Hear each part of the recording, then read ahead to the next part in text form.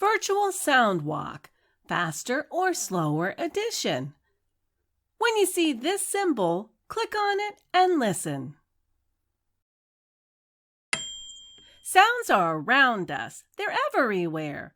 They wiggle and move all through the air. That wiggling's called vibrate, which causes the sound to go in our ears and move all around.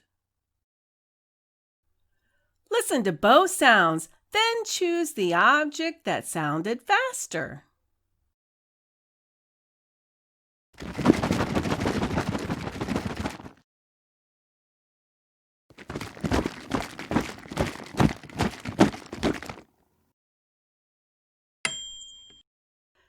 Listen to both sounds, then choose the object that sounded slower.